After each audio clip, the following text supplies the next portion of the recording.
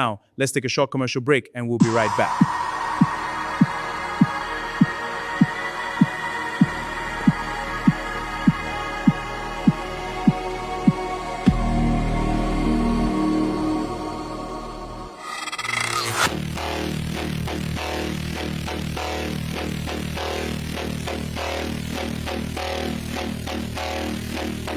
Welcome back from the short commercial break. The program remains Politics Insight, hosted on VOB TV. Now, our special guest is Dr. Michael Rubio, who is speaking on the Biafra progress, Nigeria situation, and others. Keep listening. Thank you very much, Doctor. Can the Biafra military force, the Biafra Defense Force, Biafra Liberation Army be an alternative for U.S. in the area to the Nigerian military, similar to how the Kurds have been helpful to the U.S. in the Middle East? Should the U.S. military train and professionalize the Biafran force into a professional counter-terrorism force? We have proposed this to U.S. government for consideration. I would say that that is a good aspiration for the future. Realistically, until the United States recognizes the autonomy of Biafra, it's unlikely that you're going to get U.S. trainers descending into Biafra the way they have in Iraqi Kurdistan or more recently in Somaliland. But you're absolutely right. Biafra should have the ability to defend itself to the best of its ability, especially if its neighbor cannot be trusted and indeed is the main threat to its security. Thank you very much, Doctor. The government of Nigeria has relationship with U.S. adversaries, including the Islamic Republic of Iran. In fact, Nigeria at one point brought Iranian officials into the parts of Biafra which remained under government control last year. Nigeria is also trying to bring a Turkish military presence into the country. This is unacceptable to the Biafra Republic government in exile.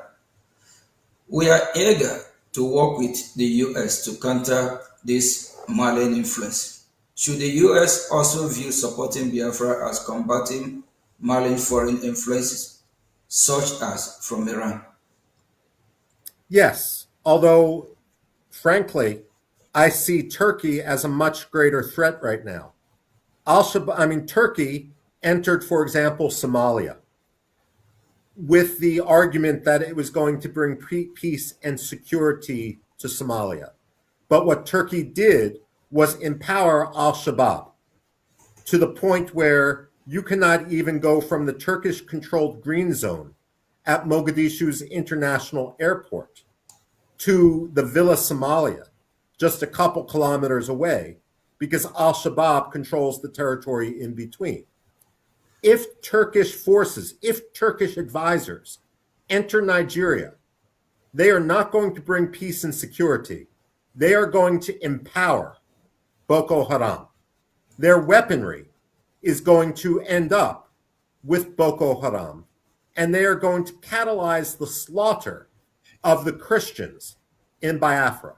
If Turkey cannot even acknowledge the Armenian genocide, how can you trust them with the lives of the Christians in Biafra? Thank you very much, Doctor. And I believe that every finger is pointed to Nigerian government or as a regime, as Iranian regime. So Nigeria is Iranian part 2. So they share the same ideology. So or supporting the Nigerian military is actually supporting terrorism against the Biafran Christians and even the Nigerian Christians. Thank you very much. In addition to the United States, which sovereign state do you think Biafra should cultivate relationship with? For example, Biafra has a historical relationship with Israel, and Israel is currently a natural ally for us. Look, ultimately, who recognizes Biafra and who Biafra recognizes is an issue of strategy. certainly Israel makes sense. But look, I mean, the fact of the matter is, African countries should support the Biafran cause as well, because Nigeria is simply a colonial empire under the guise of being an independent African state. The fact of the matter is, the way Nigeria has acted disqualifies it from the full recognition of the African Union and all of the member states. If I were Biafran, I would look at other states in the region that perhaps have reason to understand the threat which Biafra has been under. Somaliland as a victim of genocide. The Namibians were also victims of genocide. In the future, one might look at countries that have had difficulties between sectarian communities, like the Central African republics. And who knows, maybe in the future, big heavyweights in the region, like Ethiopia or South Africa, will understand that their future and their interest lies with the creation of Biafra rather than tying themselves to a country like Nigeria. The way I think about Nigeria is this. It's almost as if someone breaks into a fancy automobile and instead of stealing the sound system on the automobile, takes the dead carcass of a cat from the back seat. Nigeria today is like that dead carcass of a cat. And no one wants to have to rely on it. I mean, Biafra is the country of the future.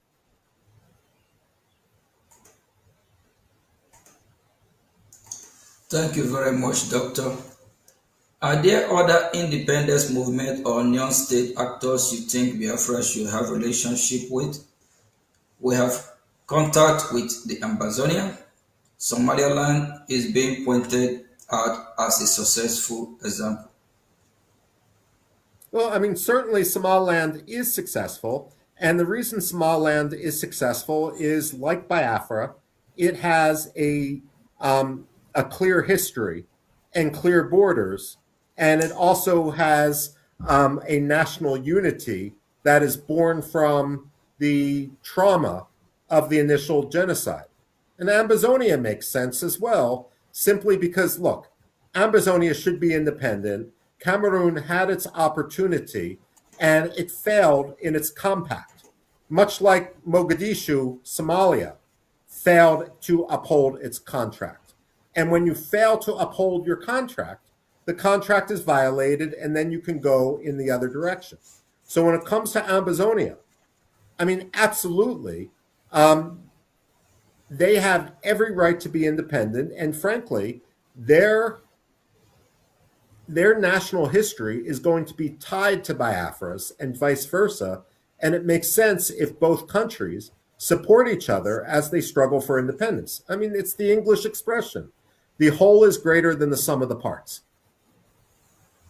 Thank you very much, Doctor. And I know your time is limited. I wish we can have you all day here because your words, is whoever don't learn from what you're saying and especially your experience on this very particular field, you're actually saying everything with facts. And that's exactly what is happening because in the world we live today, people are shy away from speaking the truth, saying the way it is. Thank you, Doctor.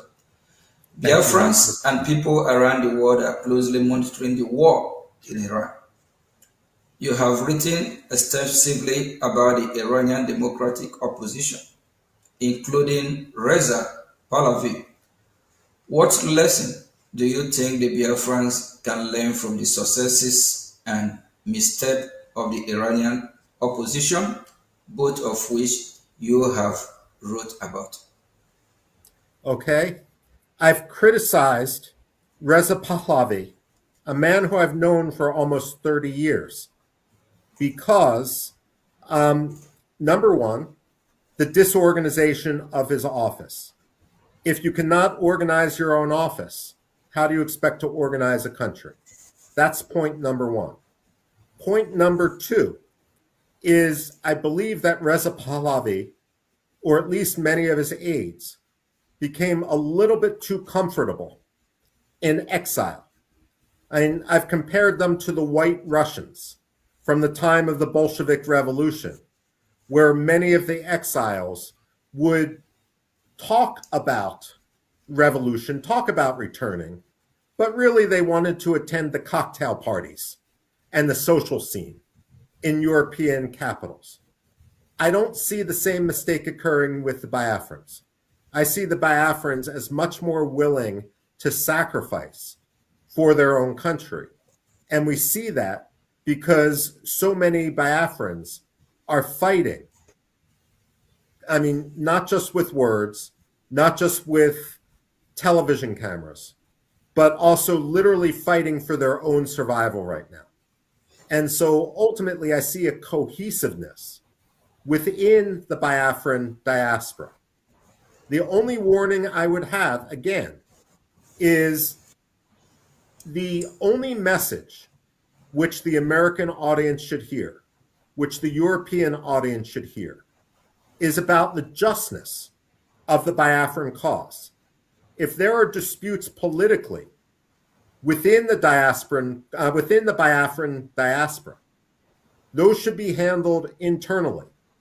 And ultimately, those will be decided when there is a referendum or elections in an independent Biafra. But it's not the job of any Biafran official to complain about any other Biafran official. And one of the reasons that I believe that the Biafran movement has been successful so far, again, is because the Biafrans have been keeping their focus, at least to the American audience, on the broader principles. Too many people among Reza Pahlavi in Iran have started attacking other opposition figures without understanding that the only adversary which they should be targeting is the Islamic Republic of Iran and its murderous regime. And so in this, I commend the wisdom of the Biafran diaspora for recognizing that the principle has to come above the politics. Thank you. Thank you very much, Doctor. I know we have thrown a lot of questions on you. In conclusion, do you have a final message to Biafra people? And Biafran people love you so much. You have been in their midst several times, and they appreciate you being on VOB on Politics Insight today. What is the final message you have for Biafran people? Thank you. Look, my final message is this. Every dictator wakes up, every Democrat wakes up knowing when his term in office is going to end. Every dictator wakes up knowing that today will be his last. Over the years, I've had the ability to interview people. Lech Walesa in Poland, for example. People in Iraq after the fall of Saddam Hussein, and others. And what they say is, we fought and we fought and we fought. And sometimes it seemed hopeless. But then when the change happened, it happened much faster than anyone expected it would. And I suspect the same thing is going to happen with regard to Nigeria and the collapse of Nigeria. It may seem far off, and diplomats, American diplomats, European diplomats, may seem to almost with tunnel vision just support the status quo. But as Nigeria collapses, it will be amazing how quickly things change. And so it behooves the Biafran community not only to advocate for their cause, but to plan for the day after. So when the Republic of Biafra is internationally recognized, it can start its operation right away. Its ministries, its economic philosophy, its legal code will all be prepared so that Biafra and the Republic of Biafra will be successful.